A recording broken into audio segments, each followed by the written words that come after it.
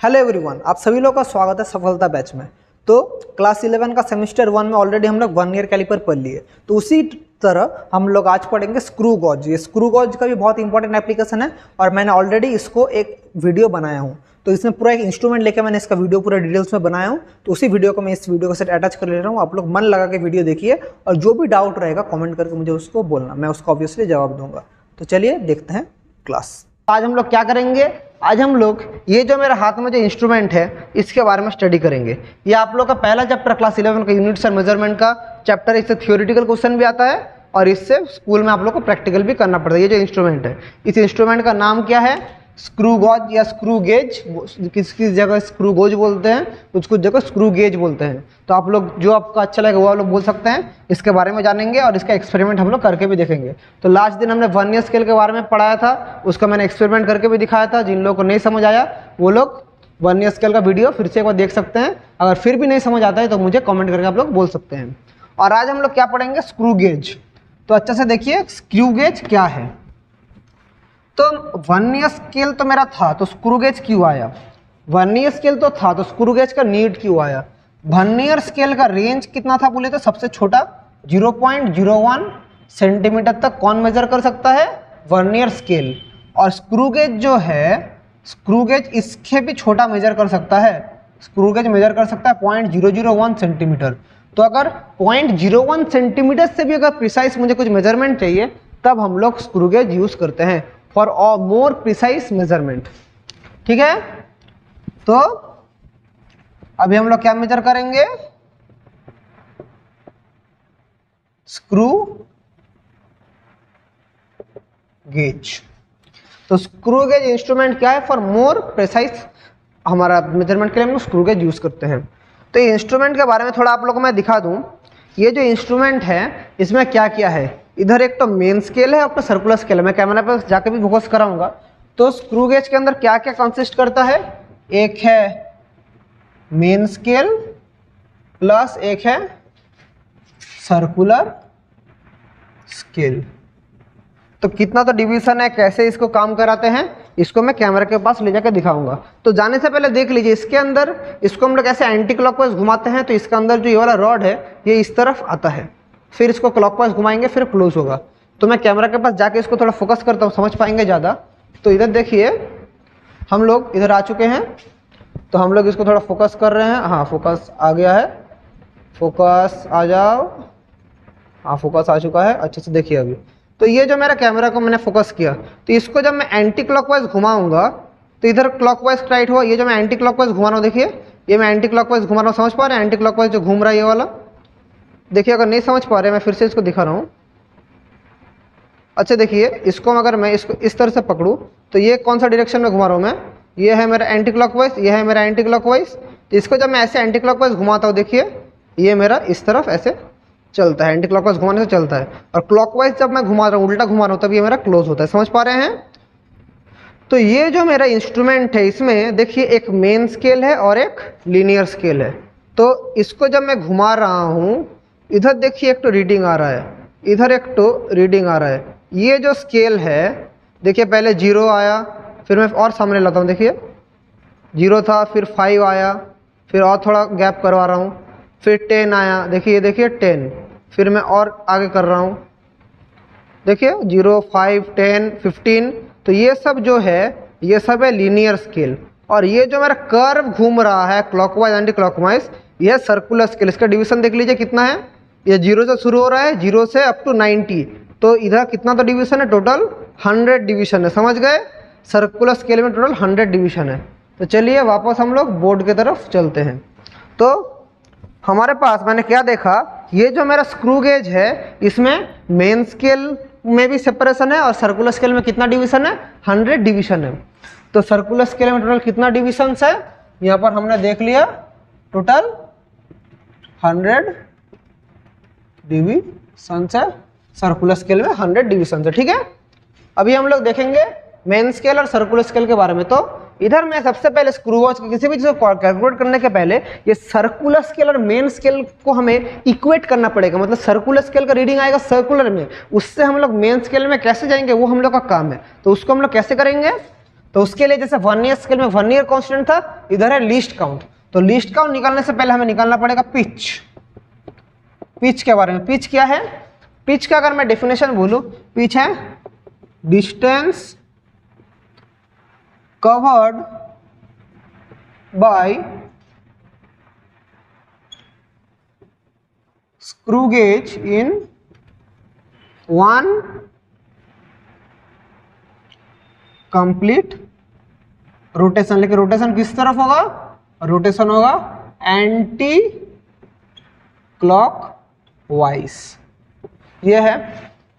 तो और जो लीस्ट काउंट का जो फॉर्मूला है, स्क्रू गेज का लीस्ट काउंट का जो फॉर्मूला है LC, वो क्या है? Pitch divided by number of divisions in circular scale.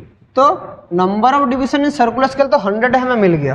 तो जब हम लोग इसको एक बार घुमाएंगे तो अब इसका कितना पिच होगा हम लोग पहले वो देख लेते हैं। फिर हम लोग चले जाते हैं कैमरा के सामने। देखिए हम लोग आ गए वापस। तो सबसे पहले मेरा काम होगा इसको पूरा एडजस्ट करना, पूरा 0 पर एडजस्ट करना। फोकस नहीं हुआ अभी तक, मैं थोड़ा देख लेता हूँ। फोकस हो जाओ। थोड़ा कभी कभी इंस्ट्रूमेंट ऐसे थोड़ा डिस्टर्ब करता है, फोकस होना नहीं चाहता। देख लेते हैं फिर भी कब फोकस होता है। फोकस हो जाओ। मेरा फ़ोन भी अच्छा गेम खेल रहा है मेरे साथ। हाँ हो गया फोकस, फाइनली फोकस हो चुका है। तो देखिए सबसे पहले मुझे ये 0 टाइट करके 0 और 0 एडजस्ट करना पड़ेगा। देख पा रहे हैं इस 0 के साथ ये वाला 0 एडजस्ट हो गया। देख पा रहे हैं 0 के साथ मेरा 0 एडजस्ट हो गया। अब इसको मैं 1 फुल रोटेट करवाऊंगा एंटी क्लॉकवाइज। तो 1 फुल रोटेट 0 से, फिर आएगा कहाँ? 70 80 90 0, 0 से फिर 0 में आया। देखिए तो कितना मेरा मेन स्केल में रीडिंग है, देखिए कितना है इधर 1 है। तो इधर 0 था, इधर देखिए एक तो सेपरेशन आया 1 है।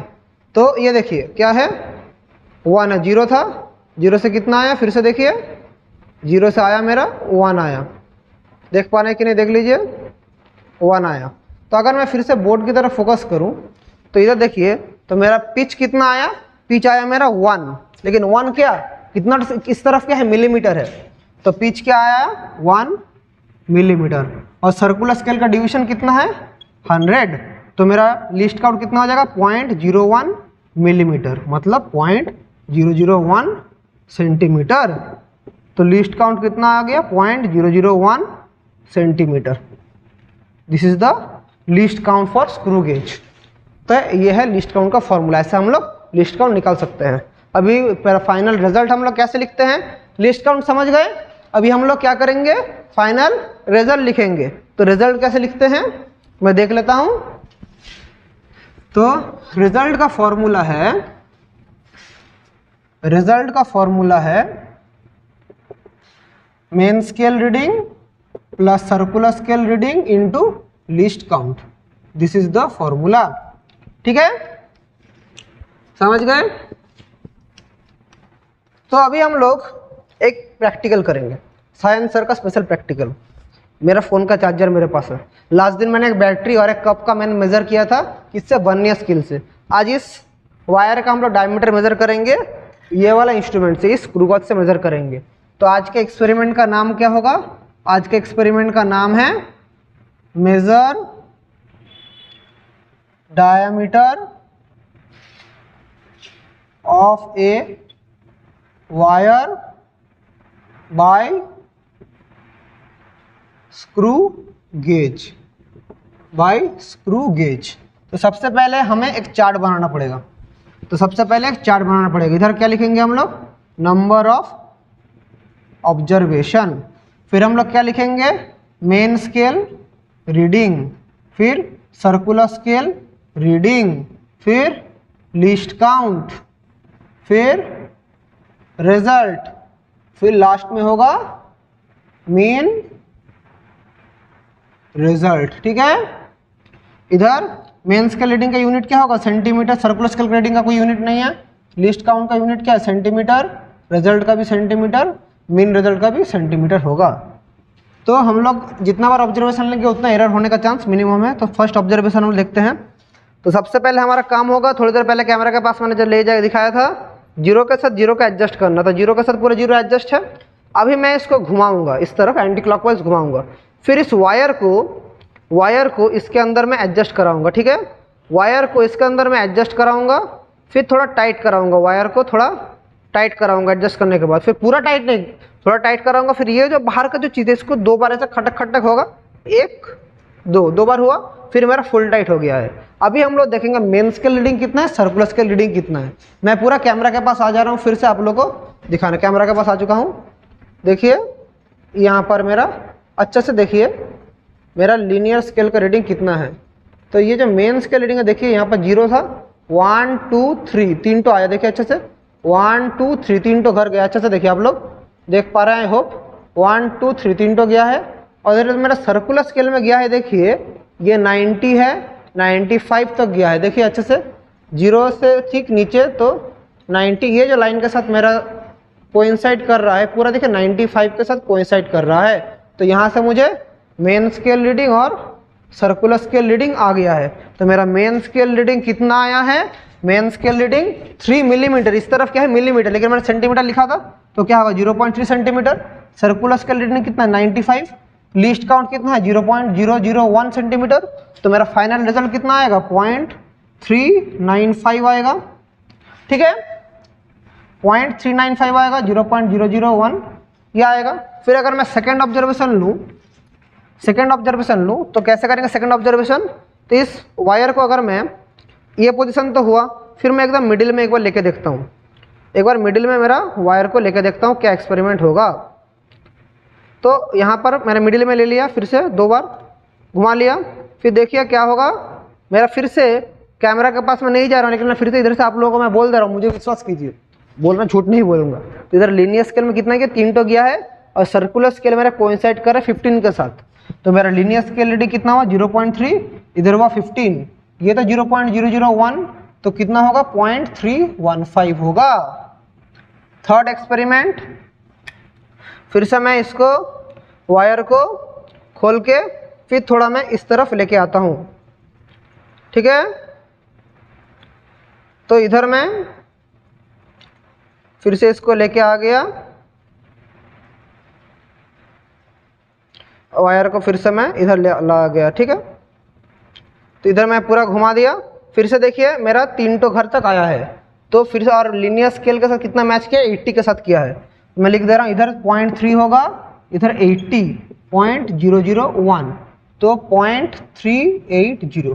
तो ऐसे करके आप लोग जितना मर्जी ले सकते हैं। तो फाइनल जितना लेंगे उसका एवरेज करके आप लोग मीन रिजल्ट लिख सकते हैं। जितना लेंगे उसका एवरेज कर देंगे, आप लोग को मिल जाएगा क्या, आप लोग को मिल जाएगा मीन रिजल्ट। ठीक, ऐसा करके आप लोग को करना पड़ेगा। तो उसको आप लोग मीन करेंगे, लास्ट में आ जाएगा।